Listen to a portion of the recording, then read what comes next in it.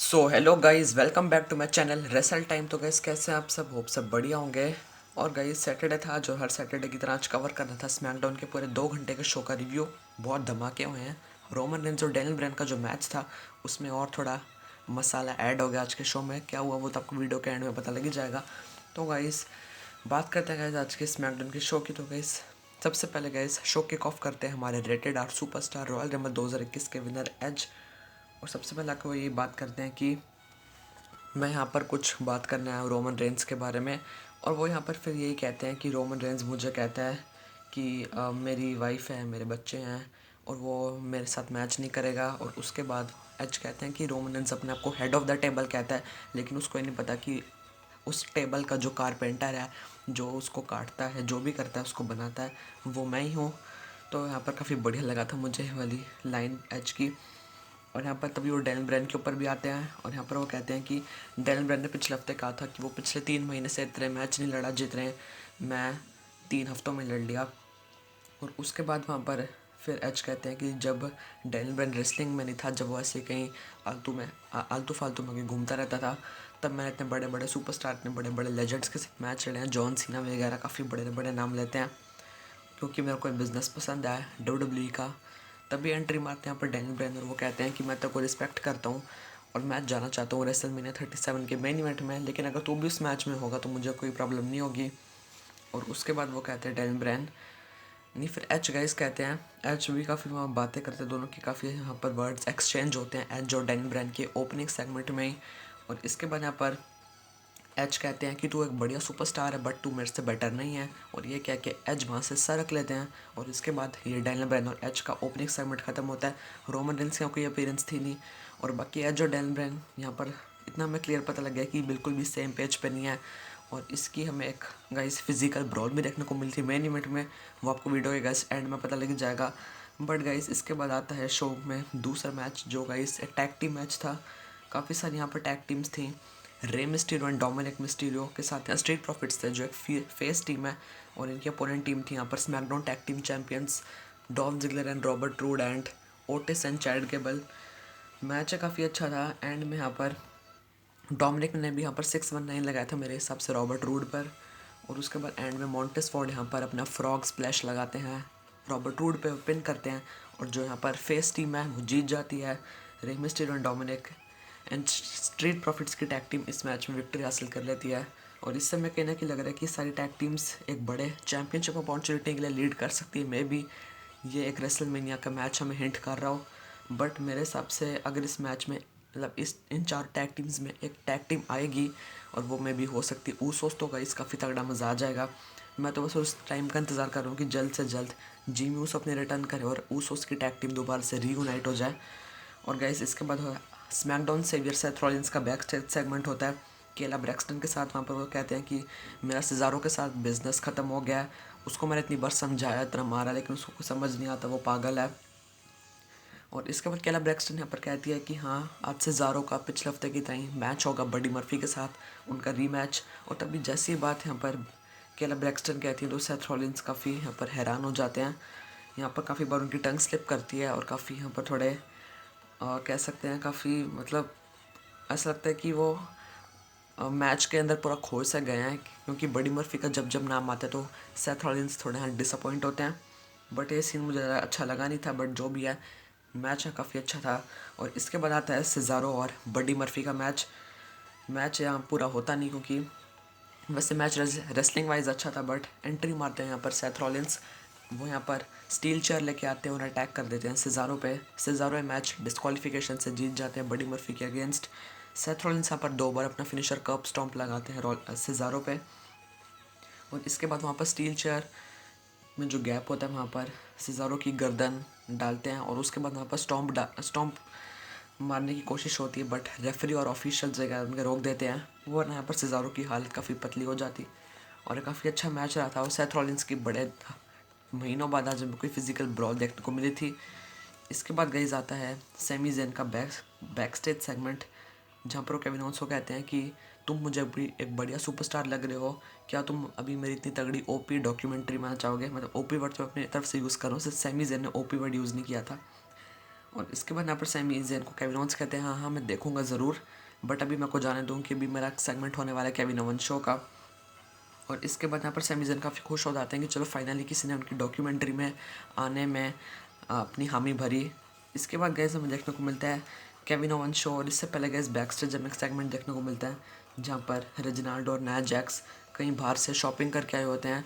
फालतू का एक सेगमेंट था, कुछ खास इसका सेंस बन नहीं रहा था, बस बेकार में शो में के 2 घंटे भरने के लिए डाला हुआ था। और गैस केविन ओवेंस सेगमेंट में यहाँ पर एंट्री होती है साशा बैंक्स बियांका बिलर की, जिनको भी फास्ट लेन में टैग टीम मैच लड़ना है, और उसके बाद रेसलमेनिया में चैंपियनशिप का मैच। और यहाँ पर केविन ओवेंस कहते हैं कि कितना बढ़िया होगा कि अगर तुम फास्ट लेन में भी जीत जाओ दोनों, और तुम एक तरह से दोनों डबल चैंपियन बन सकती हो मे भी। वो कहते हैं साशा बैंक्स तो भी फास्ट लेन में डबल चैंपियन बनेगी अगर तुम अपना टाइटल मैच जीत जाओगे।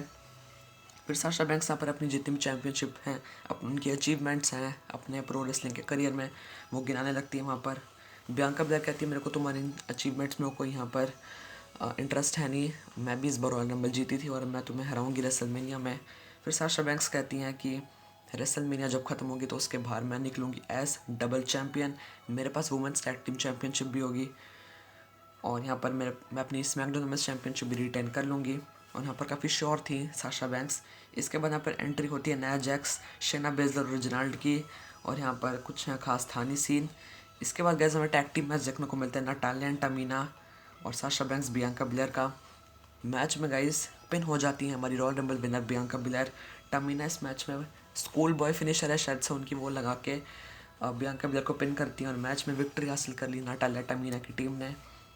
यहाँ पर गाइस अपर हैंड मिलना तो चाहिए था बैंक्स और ब्लेयर की, बैंक्स और बियांका बिलर की टीम को, बट यहाँ पर ऐसा कुछ सीन बना नहीं। और यहाँ पर मैच में काफ़ी इंटरफेरेंस भी हुई थी रेजिनाल्ड की, इसके चक्कर में भी मैच में यहाँ पर हार मिली साशा बैंक्स और बियांका बिलर की टीम को।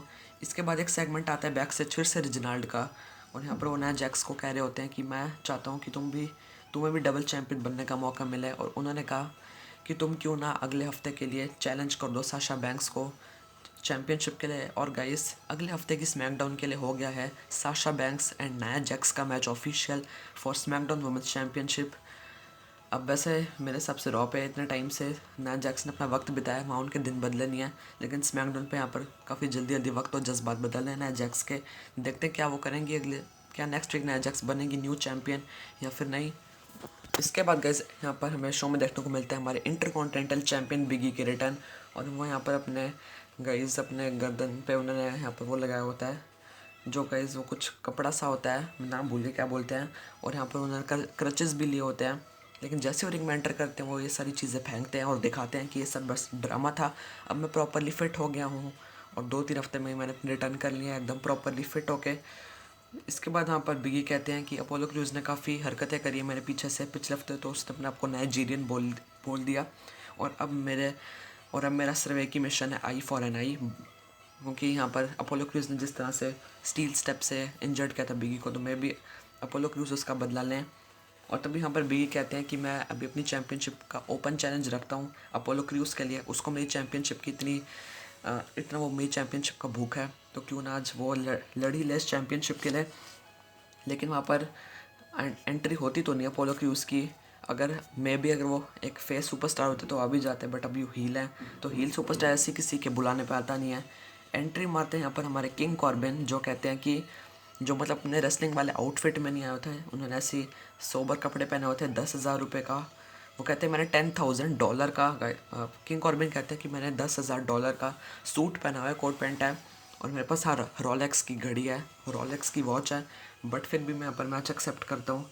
बट तभी एंट्री होती है यहाँ पर हमारे सैमी ज़ेन की, और वो कहते हैं कि हम दोनों में से जो पहले रेस में जीतेगा, जो पहले रिंग में एंटर करेगा, वो ये मैच लड़ेगा बिगी के अगेंस्ट। क्योंकि बिगी कहते हैं कि अभी चैंपियनशिप का ओपन चैलेंज किसी भी सुपरस्टार के लिए ज़रूरी नहीं, वो में भी सिर्फ अपोलो क्रूज ही हो। और यहाँ पर किंग कॉर्बिन का रेस में कोई इंटरेस्ट था नहीं, और सिंपली यहाँ पर सैमी ज़ेन भाग के चले जाते हैं। और गाइस रिजल्ट यहाँ पर काफ़ी क्लियर था, बिगी इस मैच में बिग एंडिंग लगा के सैमी ज़ेन को पिन करते हैं और अपनी चैंपियनशिप कर ली है बिगी ने रिटेन। लेकिन तभी गाइस यहाँ पर अपोलो क्रूज का थीम सॉन्ग प्ले होता है, और बिगी पूरी तरह से रेडी थे, बट अपोलो क्रूज पीछे से आके अटैक कर देते हैं उन पर आउट ऑन ओवेयर। और तभी यहाँ पर अपोलो क्रूज काफ़ी बुरी तरह मारते हैं, स्टील स्टेप्स का भी अटैक करते हैं, और बिगी यहाँ पर फिर से बेचारे धराशायी हो जाते हैं, और अपोलो क्रूज यहाँ पर करते हैं एंड में स्टैंड टॉल, और काफ़ी मज़ा आ रहा है इनकी चैम्पियनशिप की फ्यूड में। चाहता हूँ कि जल्द से जल्द हमें इनका मैच देखने को मिले रेसलमेनिया में, और उसमें कोई एक आध कोई और बड़ा सुपरस्टार हो, तो ये चैम्पियनशिप का मैच काफ़ी हाई स्टेक्स का, हाई लेवल का मैच बन सकता है at WrestleMania. So finally wait is over. अब आता है शो का मेन इवेंट, जहाँ पर होनी थी रोमन रेंज और डैनियल ब्रायन की मैच की contract signing. Paul Heyman, Jey Uso भी होते हैं यहाँ पर, और हमारे एडम पियर्स भी होते हैं। एडम पियर्स यहाँ पर जो टेबल की मेन चेयर होती है, जो स्ट्रेट होती है, जो सामने होती है, जहाँ पर एक तरह से मुखिया और चीफ बैठता है, वहाँ पर बैठे होते हैं। बट रोमन रेंज यहाँ पर उनको सरका देते हैं और खुद बैठते हैं। जहाँ सामने नवंबर में रोमन और मैकिनटायर की गाइस मैच का कॉन्ट्रैक्ट साइन देखा था, सेम ऐसे ही था। और यहाँ पर रोमन रेंज वहाँ पर एकदम काफ़ी तगड़े तरीके से बैठते हैं। सबसे पहले रोमन रेंज की बारी होती है यहाँ पर कॉन्ट्रैक्ट साइन करने की, लेकिन रोमन रेंज कहते हैं कि मुझे अभी मज़ा सा नहीं आ रहा इस मैच के लिए, और मेरे यहाँ पर मूड नहीं कर रहा, वो फील नहीं आ रही अंदर से कि मैं कॉन्ट्रैक्ट साइन कर दूँ। तभी डैनियल ब्रायन यहाँ थोड़ी सी उन्हें मिर्ची लगाने के लिए कहते हैं कि तुम तो कहते हो कि तुम अपने वर्ड्स के बहुत पक्के हो, तुम तो ये भी कहते हो कि मैं एक बार कुछ बोलता हूँ तो मैं ज़रूर करता हूँ, ताकि थोड़ा सा यहाँ पर गुस्सा आए रोमन रेंज को। इसलिए डैनियल ब्रायन उनके अंदर थोड़ी आग लगाते हैं, और फिर वो ये भी कहते हैं कि मैंने जेउसो को भी हराया, तो तुम्हें हराने में मुझे ज़्यादा टाइम लगेगा नहीं, फास्ट लेन में। फिर रोमन रेंज गुस्से में आके वो जो कॉन्ट्रैक्ट है वो साइन कर ही लेते हैं, और तब भी यहाँ पर ये सारी बातें सुन के काफ़ी गुस्सा आता है। ये सारी बातें सुन के काफ़ी गुस्सा आता है जेउसो को, कि डैनियल ब्रायन यहाँ पर कहते हैं कि मैंने जिस तरह लास्ट वीक टैप आउट कराया था जेउसो से, वैसे रोमन रेंज मैं तुमसे भी टैप आउट कराने वाला हूँ फास्ट लेन में।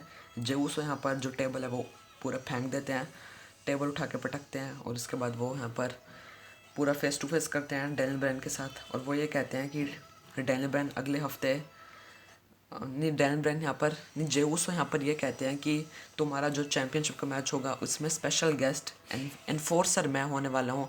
यानी इसका क्लियर मतलब ये है कि स्पेशल गेस्ट रेफरी इस मैच में होंगे जे ऊसो, जो उनका चैम्पियनशिप का मैच होगा फास्ट लाइन में। तभी एंट्री मारते हैं गाइज यहाँ पर हमारे रेटेड आर सुपरस्टार एज, जो कहते हैं जे ऊसो तूने बड़ा कमाल का आइडिया दिया।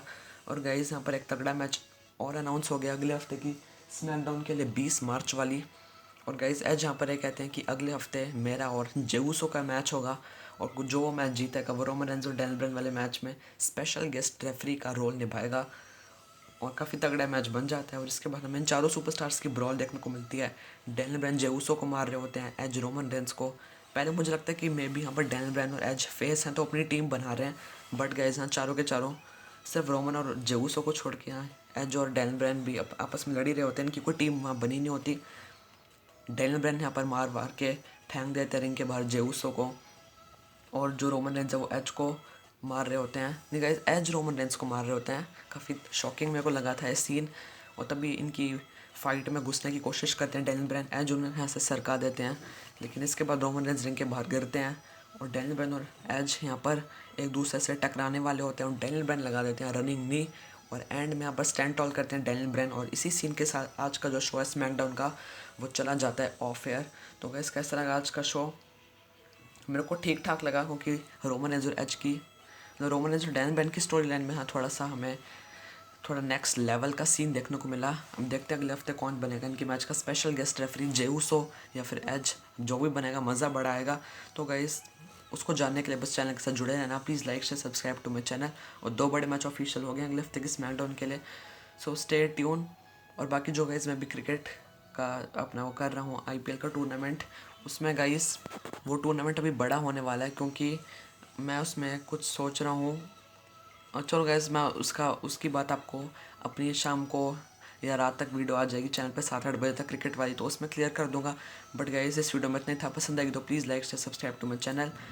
Have a nice day all of you, bye bye guys. और IPL वाली अपडेट मैं IPL वाली वीडियो में रखना चाहता हूँ। See you guys, see you soon.